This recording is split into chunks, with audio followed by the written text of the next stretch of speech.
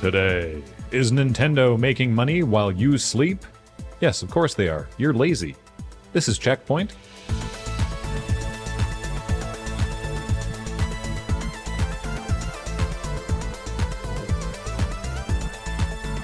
Welcome to CheckPoint, now with its own Battle Pass. Yes, each month when the season resets, you can use real-world currency to support the show and unlock the happiness of helping independent comedy creators. Now, I know what you're asking. Is it possible to unlock happiness without real-world currency? Technically, yes, but it takes a lot of grinding. Remember Pokemon Sleep? The gamified sleep tracking app released a year ago after being announced by the Pokemon Company back in 2019. Gameplay revolves around a Snorlax given to the player at the outset of the game and requires that the player sleep with their phone turned on next to them in bed to track and grade the player's quality and length of sleep.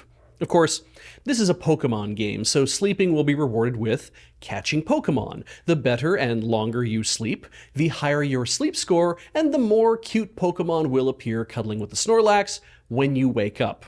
Aw. Sounds like an adorable, simple little game. It's free to play too, so probably kind of a loss leader for the Pokemon Company and developer select button, right? Wrong. Pokemon Sleep has quietly earned $100 million in its first year. Users can spend $10 per month or $100 per year on a premium subscription that increases the rate at which you earn sleep points. Yeah, sleep points, and allows access to more options in the store. Users can also buy bundles of diamonds in said store to acquire biscuits, more inventory space, incense, and other items to aid them in their quest to finally feel rested in the morning. Catch Pokemon! We're millennials, so we've come to terms with sleep and feeling rested being two completely unrelated conditions in life, only ever faintly grazing past each other when passing out in the movie theater. These earnings are reported by PocketGamer.biz, who also noted that the overwhelming majority of income came from Japan, and that seasonal celebration events were tied with the highest earning weeks.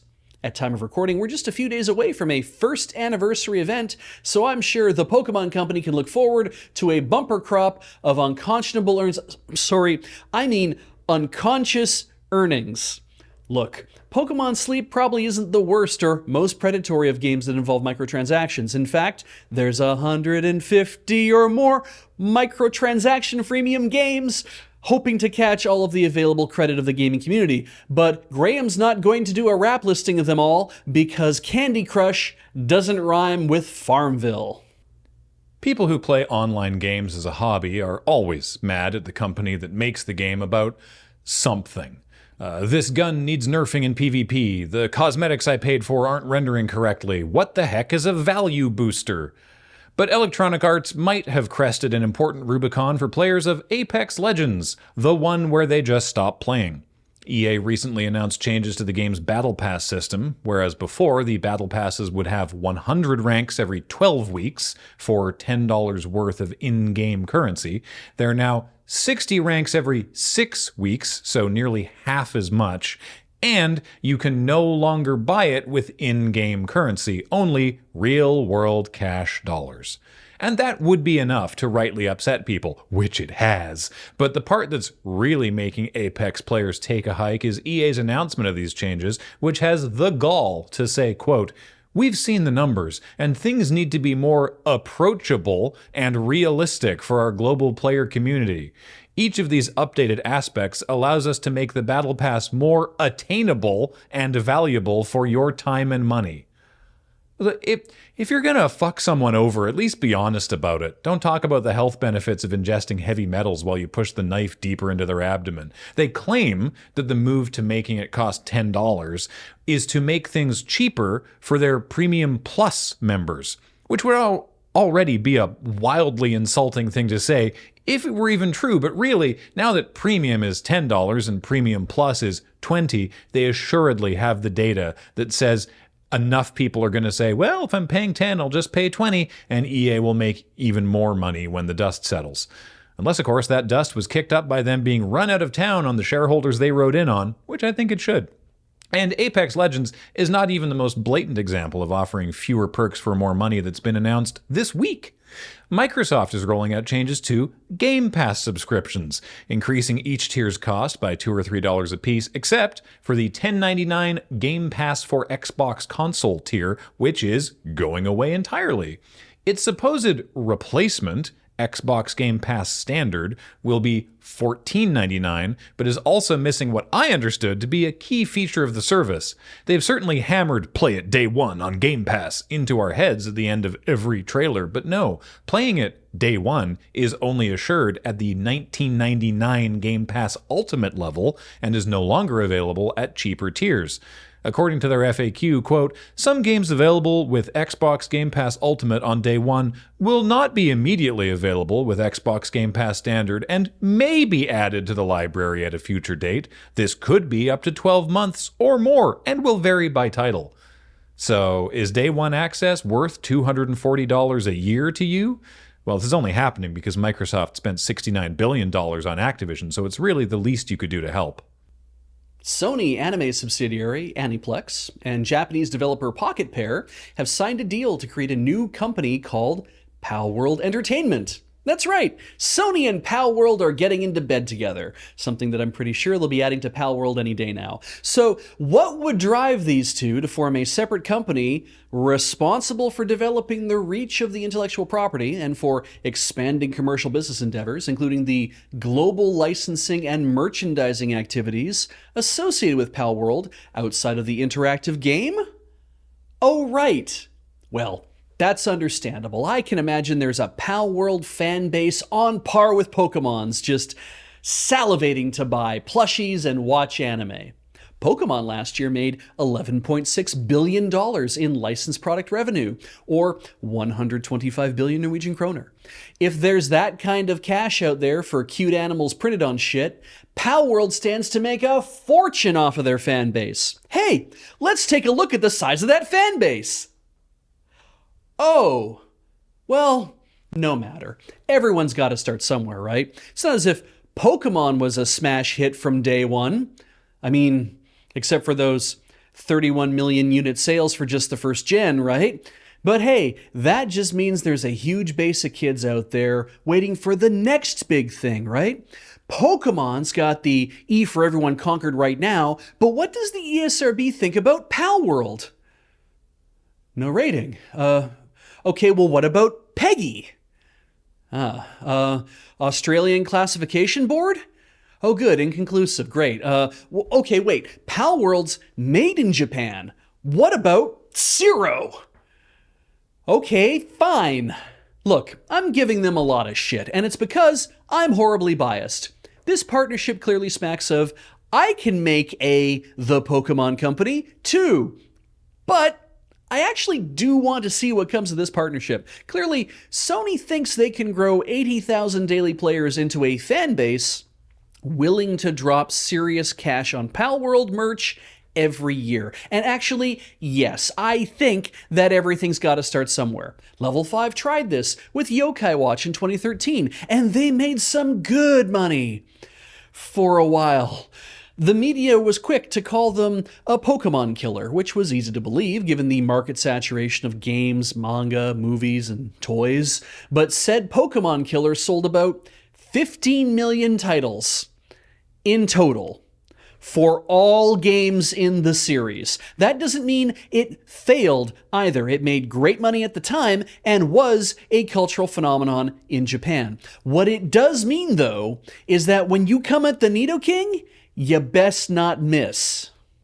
The Esports World Cup is underway at the moment, where the world's premier esports athletes are competing across various disciplines like Counter-Strike, Overwatch, StarCraft, Garena Free Fire, and Mobile Legends Bang Bang, which is a mobile game MOBA from 2016.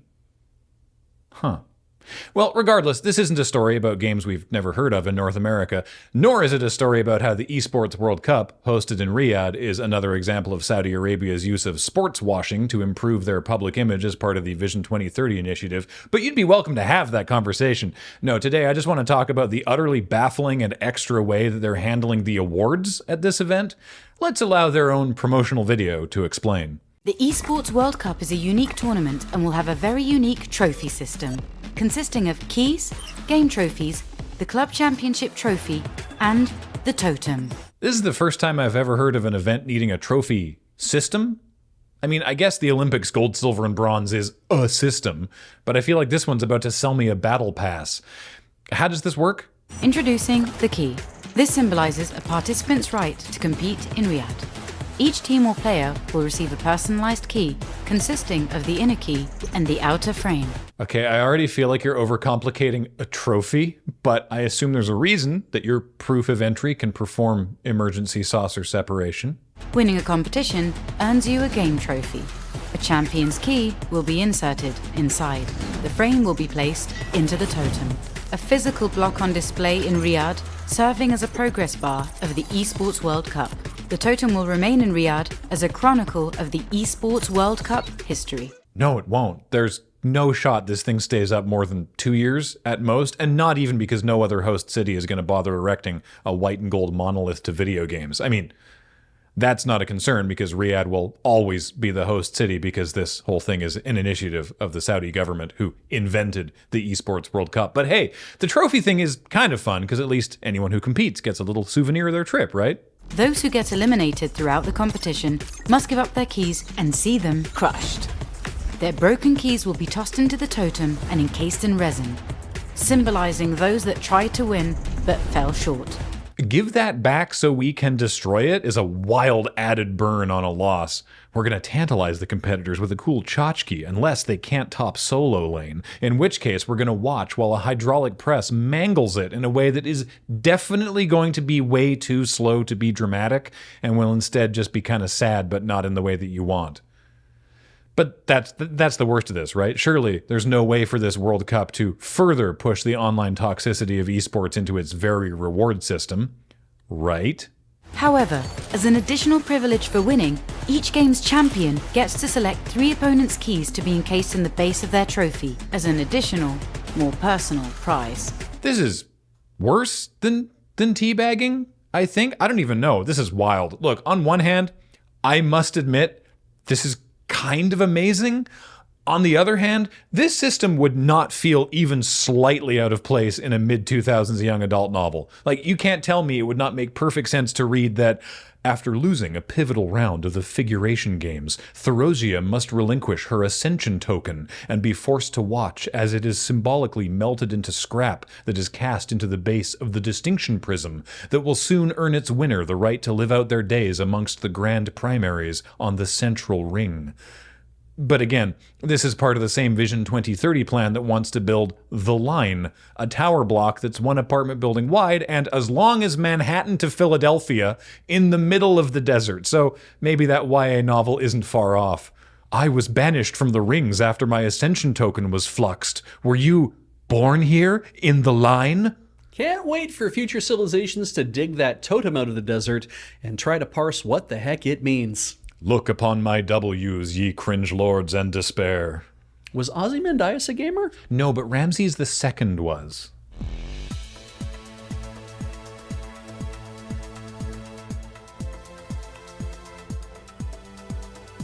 Coming up, BioWare has said that all party companions in Dragon Age The Veilguard are pansexual, and if spurned by the player, can even form romantic relationships among themselves, finally allowing players to experience the first AAA game that simulates being a third wheel. I'm just picturing that meme of like everyone at the party and it's all of your companions just like having the dancing. Yeah, and then you're standing just like nobody knows that I'm the player. Yeah. Like, you know. But I thought, I'm the primary protagonist. Yeah, we know. Yeah. You got no Riz. Yeah, you click the prompts wrong. And Jesus, having no Riz in a video game has got to be even worse, right? That's how you know you're truly skibbity. Jesus Christ. You're getting those brain rot memes too, hey? Yeah, Excellent. can't avoid them. Yeah. Yeah. Did you watch the No More on Play It on TikTok?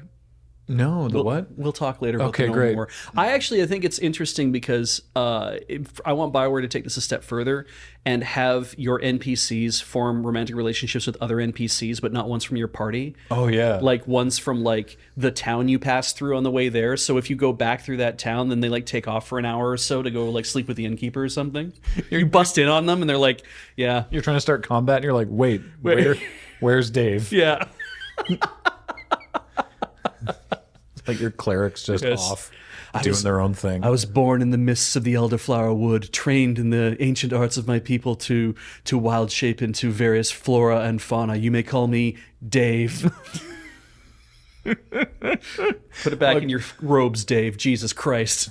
I used all my funny names doing the section of a young adult novel. Therosia was really good. Thank you. Wow. I love the distinction. The distinction prism, yeah. Yeah. You could just imagine, the in my head, because it's they get to move to the central ring, right? Yeah. In my head, this is like a ringed city with like different tiers of that's a thing, right? Yeah. You've read all these, right, Paul? Poorer and poorer people live. Oh, further away from the central ring, yeah, of course. exactly. Yeah. They're probably from like the third ring or something. I don't know. Yeah. Usually it's like levels. It's like Final Fantasy VII style, right? Where there's like in Midgard, there's like the people up top and then down below. Like the Morlocks and the Eloi. right, the Morlocks. Morlocks. Yeah. Holy moly, what a wild week for stuff. The Apex Legends still relevant, I guess. Yeah? I know that people still play it because I see it show up in my manga sometimes. Wow. If a mangaka's writing about their character playing Apex Legends, then I know that it That's must amazing. be popular somehow. All right. But it does strike me as weird to be like, we're going to totally rewrite the whole value proposition for how this works, like immediately. Like, it's like, we're sick of letting you use in-game currency for this. We got to make some real cash off you. Yeah. Because we know that those tokens, we can't feed our families with those tokens, so you got to give us some of your money. And I get that. I get the intention behind it. Yeah, but again, they should just say, we need to make more money. Yeah. So we're charging you more money. Like, just do that. Don't lie and say like, this makes things more attainable for the community. Like, how? Literally, how? Yeah. You are, by doing this, very obviously eliminating a bunch of people's opportunity to do this. Yeah. So like, you're not making it more attainable. So that's an obvious lie. Yeah. So why? The quote put in from the release document where it was like, we've changed it to real world currency instead of in-game currency because that makes us able to make it cheaper for you. Even if that was true, that's only true until it isn't cheaper for you. Like, Yeah. I mean, And the fact that they literally were like, this change makes it cheaper for premium, it allows us to make it cheaper for premium plus users is like I said, that would already be insulting if it were true. The notion that it's like, we're charging you more so we can make it cheaper for the people that are already paying us more. Yeah. Right, is a wild thing. Yeah. But it must be that they even said, we've seen all the numbers. So clearly they ran the numbers and they're just assuming that like, if X number of people are forced now to be doing 10 real dollars, then they'll just go, I'll just do 20. Yeah. And then they'll see a result they'll see a better result of that. But man, a lot of people, the discourse is not positive. People are like, all right, I'm out. yeah, I like that we started with the Pokemon Sleep microtransaction idea of, and even then, it's like, it's not that onerous. And then we move immediately into, but don't worry, EA and Microsoft have figured this shit out. They're going to know how to screw you good. So Nelson wrote the Pokemon Sleep story. Yeah. And who else was reading this story days old when they learned that Pokemon Sleep had microtransactions? I had no idea. $100 million. Yeah. none of us had any clue. I never would have assumed that was a thing for, and you know that Select Button is not getting the lion's share of that money. Like the Pokemon Company is going to hoover up a fair bit of that. I want to know how it works. Do you have to leave your phone like plugged in and awake and just in the bed with you? I want to know how it tracks you. Like most of those sleep tracker things that use your phone, the phone has to be on your mattress because what they're doing is they're detecting movement and sound in the night, right? So I'm like, maybe it blanks your screen, but it's like, but if you're plugged in, it's got to be left unlocked. I don't really get it either, because I know that everybody tries to build these things, but then you're stuck in that whole, like, I guess my phone has to stay unlocked all night. I have to make sure that my phone is on its thing beside the bed, or else I wake up at like 6 a.m. and I'm like, what's so hot? And because I'm always, if I fall asleep with it like in my hand or something, I wake up with it underneath me, and it is very warm and almost dead. It's dying. It's like, please let me out. I need to charge. I need to cool off. Yeah. So this would be a bad idea, I think. These Pokemon Sleep microtransactions are just bullcrap. You know, like, I'm gonna quit sleeping. Guess I can't sleep anymore.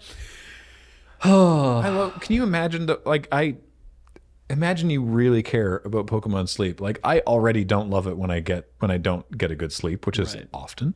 And I can't imagine having the adding to that, like, oh, I feel like crap and I have to really drag my ass out of bed, and I didn't catch as many nice Pokemon this morning. My Eevee ran off because it was sad that I didn't sleep enough. Also, are you really comparing yourself to Snorlax, the Pokemon whose entire existence is based around sleeping all the time? Like, obviously Snorlax is doing well at sleeping. I mean, maybe he's supposed to be aspirational, right? And I mean, let's be honest, that's pretty fucking aspirational. I wouldn't mind being able to just drop off to, it is frustrating when your bed partner can fall asleep in about 3 minutes, and you have to lay awake for an hour or longer just trying to convince yourself that it's okay that I'm not asleep yet. Don't be anxious about this. There's nothing wrong with the fact that it's 6 a.m. Do you It'll be fine. I'm always jealous of people that can do that. You aspire to being such a heavy sleeper that you actually block off whole areas of the map and nobody can move you? I mean, to be fair, that is how I sleep. I am that heavy a sleeper. It's like grinding it's like grinding tea, right? You do it very slowly for a long time, and eventually you end up with a mug of tea. And it's like, if I grind slow enough for a long time, eventually I fall asleep for 9 hours, and it's awesome.